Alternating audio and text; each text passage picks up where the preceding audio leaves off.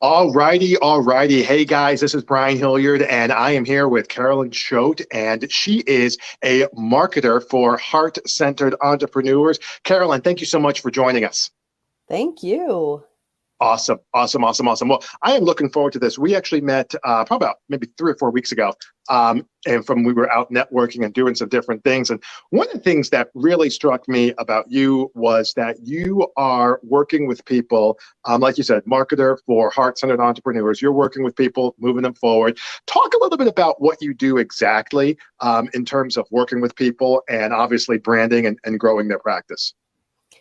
Absolutely. So I love marketing funnels, but that's kind of a buzzword now, and people don't necessarily know what it means. And I think Right. that a lot of those people who are more spiritual and heart-centered are like, I don't think I want a funnel. That sounds like it's high pressure and, so it's kind of hard to talk about what I do, but I tell people it's really just like a path. It's guiding people who they've never heard of you before. They encounter you somewhere on the internet. What is the path that they take to come into your world, to get to know you, and to then become a client? It doesn't have to be high pressure. Yeah, one of the things we talked about when we first got together and earlier before we actually got live here was the idea that some coaches, obviously that's who we have listing, coaches, consultants, they feel like marketing is like, some type of like pawn of the devil type of thing. And then when they get into this conversation about funnels, they almost feel like it's trying to trick people into working with you. And I know that you don't feel that to be the case, and I don't either, by the way. Talk with us. So if someone's listening and they're almost getting ready to turn this off because they're like, I don't want to talk about this, like, help us understand what you're trying to accomplish in this process. I totally understand that perspective because I do not have a background in business or marketing or entrepreneurship. I came to that later.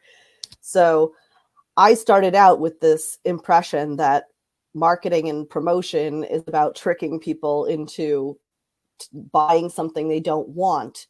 And it turns out that that's ridiculous. And any honest business person would not want that. Because, who wants to be working with a client who was reluctant to be there in the first place? Right. Who feels like they were misled. Like, that's not fun for anybody. So it's really about connecting people. And once I realized that marketing is about connecting people, it just all changed for me, because there are people out there who need what you do. And that's why you do it, because there's people who need you.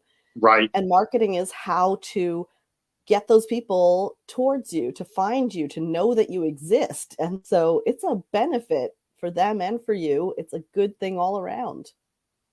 Yeah, I think a lot of times people, when they think of the funnels, they think in terms of, like you said, tricking people and things like that. And I think there's a little bit of a mindset conversation to be had here as well, because I think from a mindset standpoint, a lot of times when it comes to getting out of your own way and blocks and things like that, what I have found personally is that it's very much of a false premise.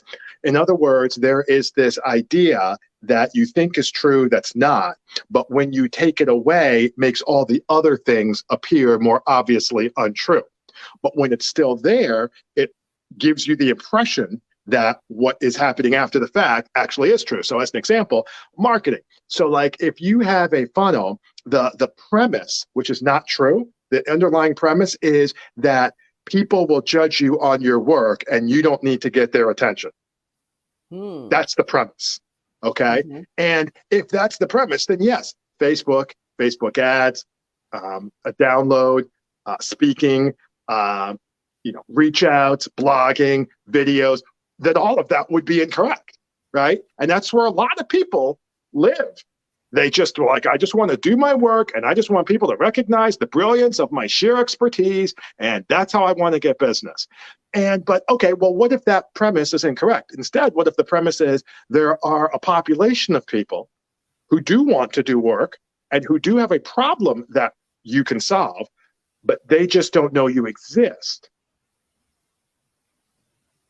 Okay, well, if that's the premise, well, then blogging, podcasting, speaking, posting, reaching out, networking. Suddenly that changes the dynamic of the conversation. And I just want to see how you feel about that. Like, would you agree with that? Or maybe you want to add something to that? Yeah, we call those top of funnel activities. Right, right, So basically, a lot of people are using social media without a real plan or strategy behind it. So good they point. just are like, I know I'm supposed to post on social, so let me throw something up here once every 3 weeks. Right, Or they've hired somebody who's a VA who will create some graphics to keep their Instagram warm, but there's no plan behind it. There's no where are right, you guiding people from there. So social media and networking and all of those things that you mentioned only work if you know what your goal with them is, which if you have a funnel in place, the goal is to guide them to the next step towards you. And that might be an email list or a community somewhere. It's someplace where they can be nurtured and get to know you better. So you should always have that in mind when you are doing these activities out in the world. And you should know what is the offer that you want to make to them eventually. What are you leading them towards? Is your website ready for if they say, oh, this looks like what I want? Are you prepared to be like, here you go. Here's how you take the next step to work with me. right. That's a good point. So, like, let's give some examples of some progressions. That's why I kind of like to call them. So, one progression might be speaking, which we'll talk about maybe a little bit because I know you do that. But you have one progression which starts with speaking. And at the top end, that's you said, a top end funnel, because that's just a general awareness about who you are and what you're all about. So it turns to speaking. All right, from speaking, maybe someone decides to do a download, or maybe someone decides to, for me, they usually sign up for a discovery call, or, maybe if I'm doing it in person, they'll buy a book or something like that, right? So you have a speaking engagement. Next one leads to, like I said, let's say a discovery call. Okay, then from that discovery call, from there, next one leads to a paying client. So it's a 3-step progression: speaking, discovery call, paying client, right? So talk to us maybe like either the social media, because you brought that up. What would be a progression for that? So I really like to focus on that 3-step premise that Okay, funnels really can be as simple as 3 steps. You need some place where you're meeting people. You need some place where you're nurturing people, and you need some place where you're selling to people and making offers. okay, So that can be 3 separate places. That can be social media, you're meeting people, your email list, you're nurturing them, your website, you're making an offer. But they can all be one place too, because sometimes speakers, if they're selling from the stage, they might, they meet a new audience by getting invited to speak. They right, nurture by spending 20 or 30 minutes giving value, explaining what they do. And then at right. the end, they make an offer. So all 3 of those funnel parts are there in that one activity.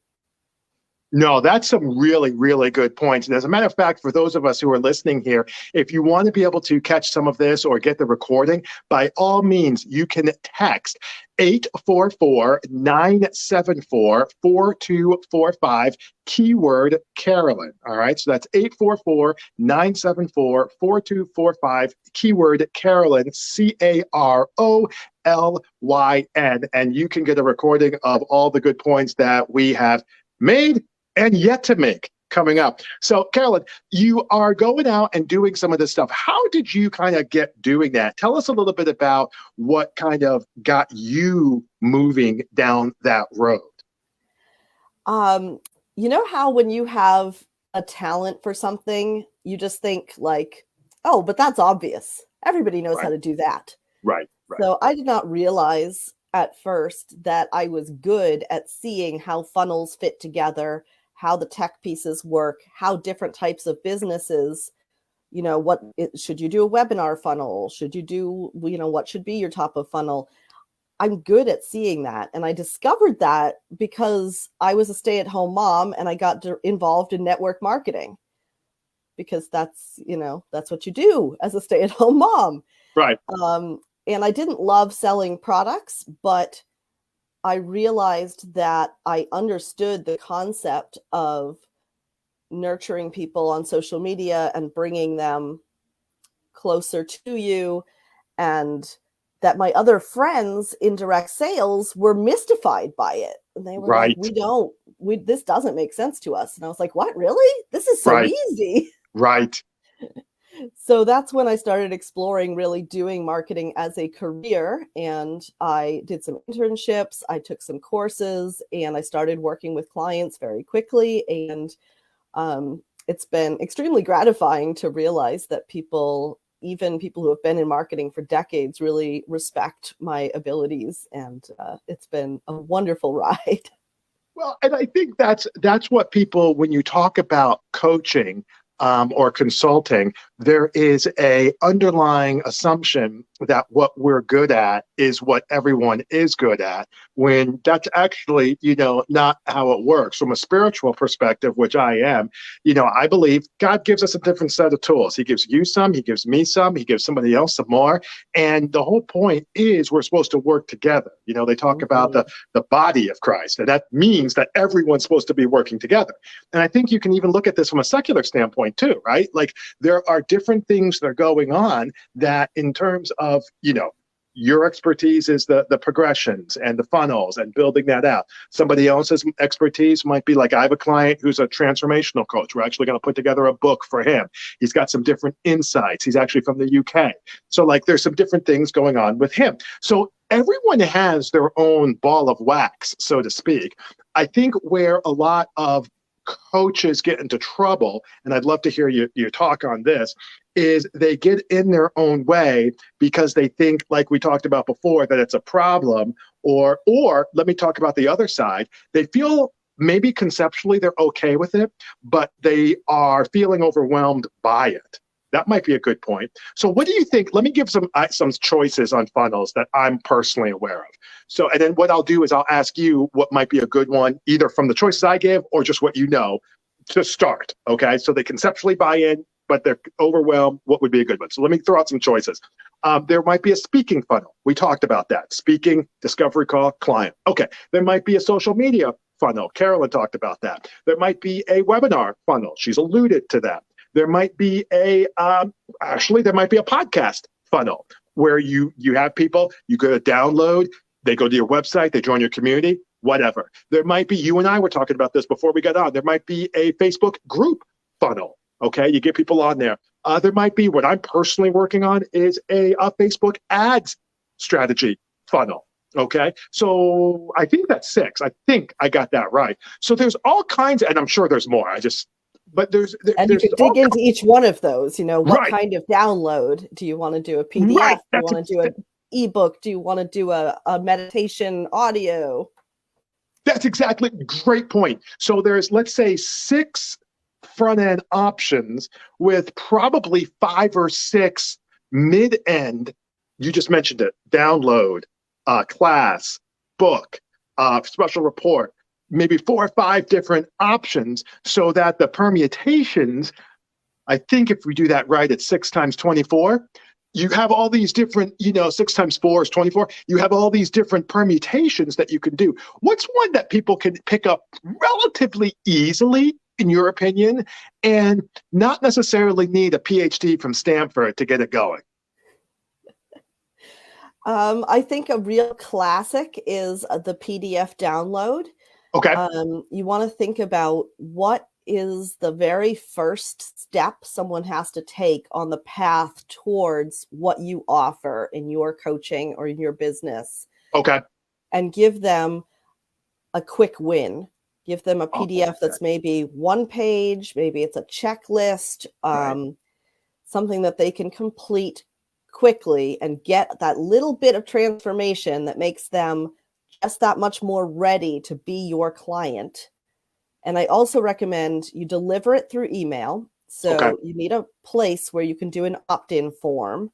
Okay. People put in their name, their email, it delivers on the PDF. And then you have a few emails after that to say, like, hey, did you get that PDF? Okay. What did you think about step number 3?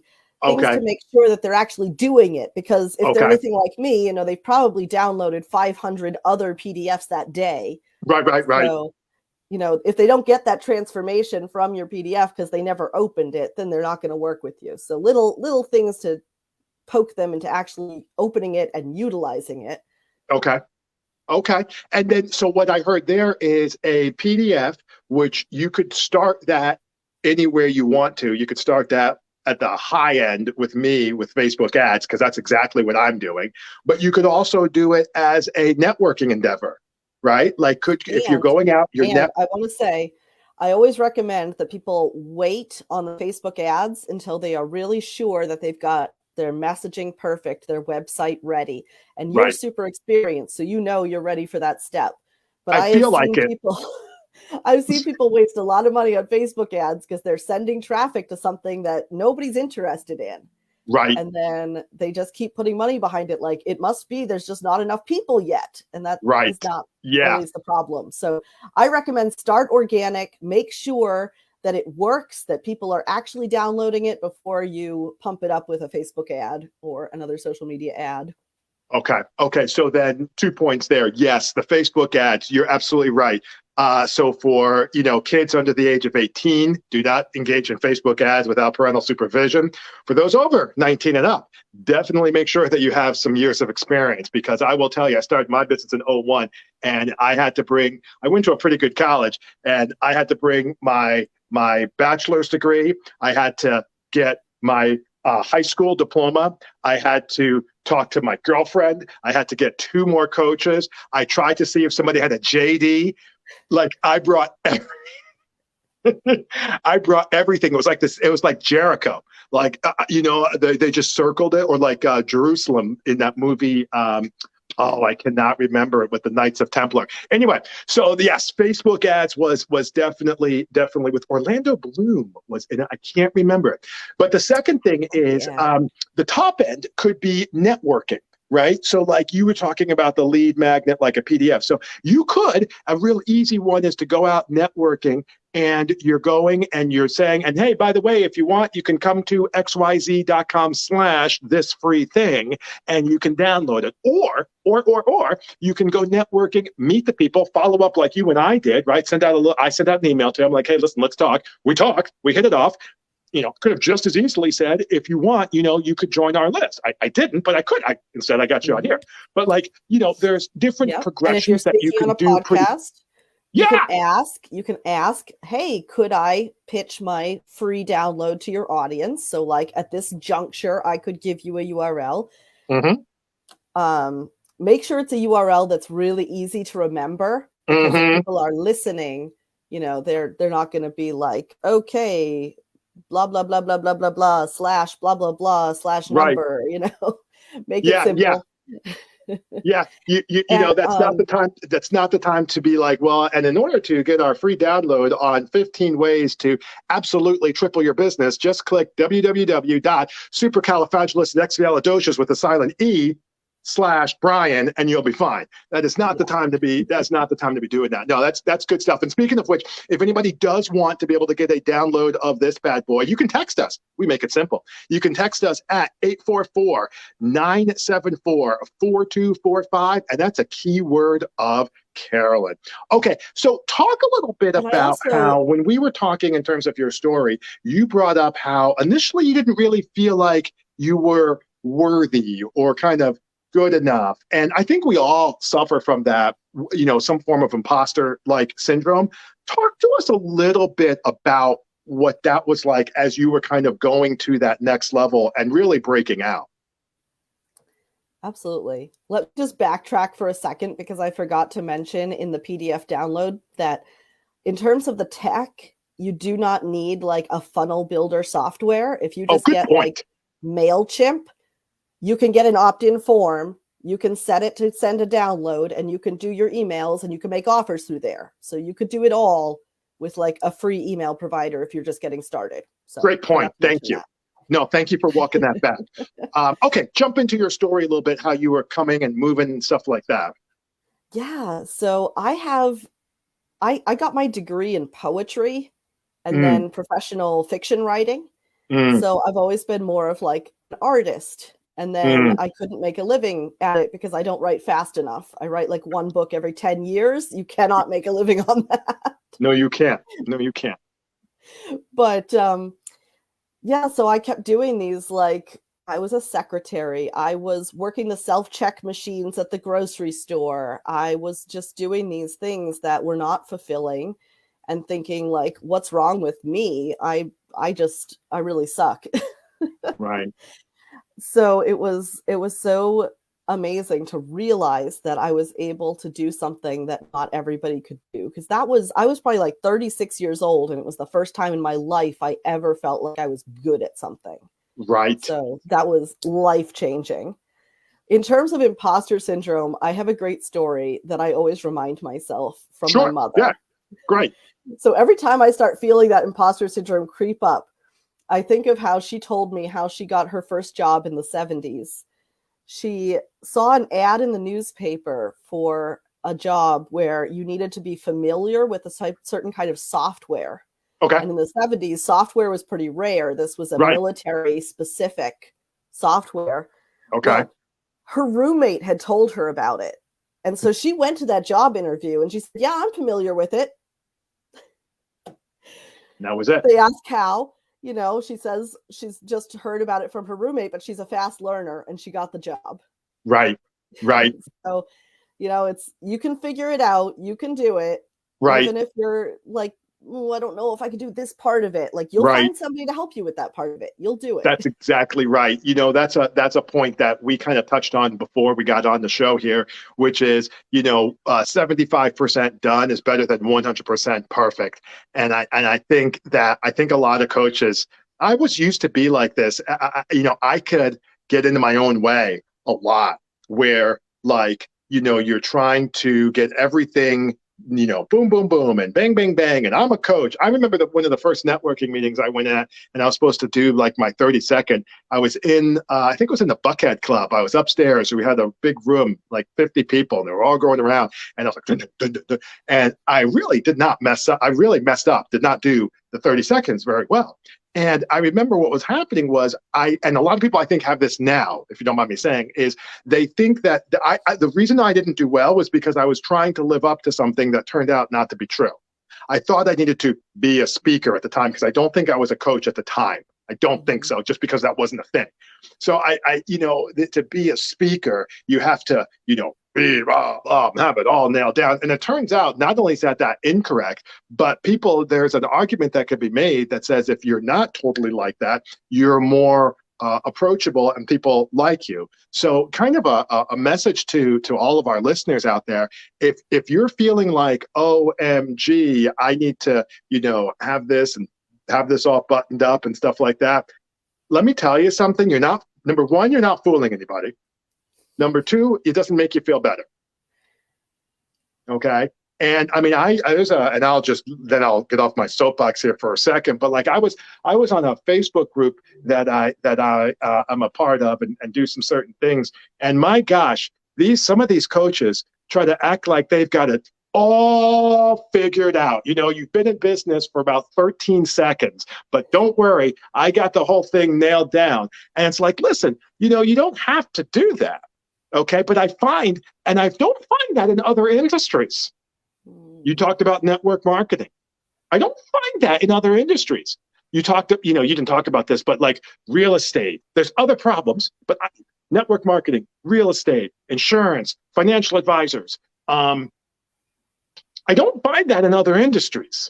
You know what I mean? And as a coach, I would say probably if you could get hopefully you're getting more than one takeaway, but if you could get just one, I would hope it would be that you are good enough and you don't have to act like you've got it all together. A coach isn't perfect. A coach isn't some type of professional equivalent of got it all together. And I think there is some insecurity about what coach means, because people are still, again, with that mindset of like, if I say I'm a coach, like, are people going to say, oh, that's a useless profession? Like, what do you even help with? Like, I think people have that in the back of their mind, that they're going to be questioned because they feel insecure about how much of a transformation they are delivering to people. So, yeah. Right. But and you're then so right about there, oh, go ahead. I'm so sorry. the authenticity is so key, and it's becoming more and more prevalent. I feel like 20 years ago, maybe, you got to look super professional. Everything's got to be like, don't show your personality at all, because then you will look unprofessional. And now people thrive on seeing the real you. They want to know that they're working with a human being. And this whole idea of the bland, like just professional thing is like, it's pretty much out the door. I totally agree. And not only do they want to know that they're working with a human being, but they want to know that they're working with somebody who is who knows what they're doing, but also has a degree of areas that they're working on as well. And that'll bring us to our final point here. One of the things that I'm personally working on is I'm working on my Facebook ads. Like, I don't have a problem with that. I actually have a new best friend in India who is helping me with that. His name is Manny, but that's not actually how you pronounce his name. I tried a couple of times and he's laughed. Do you know what part of India he's in? No, but he's my new BFF in India. I speak a little bit of Hindi, so that's why. Interesting. Anyway, so I was on the horn with him yesterday trying to figure some stuff out.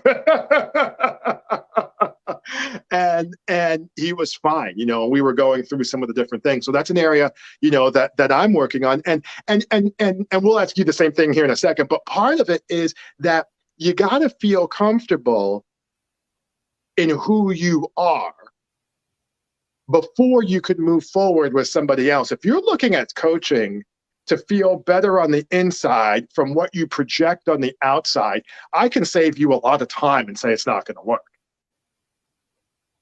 If the reason you got into this business was because it was a socially acceptable way of telling people what to do, which is what I see some, then you have another kid. You're better off doing that and telling them what to do for 30. I wouldn't recommend it. It seems like a long way around. I would just spend $1,000 on therapy. They won't do what you say either. Oh yeah, right. That's exactly right. Right. You have about 5 years with them, and then it gets progressively worse. Yeah. Okay. So you have X amount of months. 3-year-old, she's done. But the point is that, there's other ways to do that. And really but when you look at coaching as a manifestation of who you are, and you look at it as an extension of where you want to go, and you look at yourself as a guide and mentor versus a all-knowing entity, you really will be more successful. So for me, I'm working on my Facebook ads. What is it that you're working on now as you're moving forward in your business? What are you either looking to get more of or move forward in, or something that you personally are working on in your business right now? Obviously, hopefully it would be nice if it had a marketing component to it. Yes, I am working on getting more visible. So I've been really focusing on the podcasts this quarter. I'm trying to get interviewed on podcasts, get my name and my business out there, let people know that I exist. So yeah, hoping to get more discovery calls and get more regular clients on the roster. That's exactly right. And I think for a lot of people, including myself, I think 99.9% of the people listening to this would agree with that, and maybe should if they're not, whatever that other 0.1%, because that's, I guess 1%. That's something that's on everybody's radar. Okay, well, this was some really, really good stuff. I super, super appreciate it. Again, if anybody wants to be able to get a recording of this, they absolutely can. 844-974-4245. Just text keyword Carolyn. That's C-A-R. I almost got it wrong. Carolyn. I don't know. I froze for a second, but it's okay. I'm back. Carolyn, and you will be good to go. Carolyn, thank you so much for joining us. Where can these guys find you if they want to be able to find you, maybe online or social or someplace like that? Well, Instagram is my favorite social. I'm there at Increase Your Impact. And I also have a website, www.increaseyouриmpact.life. Okay, .life. Interesting. I don't know. .life. Okay. Good call. Good job. Way to get after it. All right, the .com was like thousands of dollars. The .life was not. So I was like, that fits my brand. I'll go with that. Yeah, who has .com, $1,000. Yeah. It's crazy for a website, for a domain name, excuse me, not for a website, but for a domain name. That's crazy. All right. Well, listen, guys, my name is Brian Hillard. That is Carolyn Choate. We are saying so long, take care, and thank you so much for your time. We really appreciate it.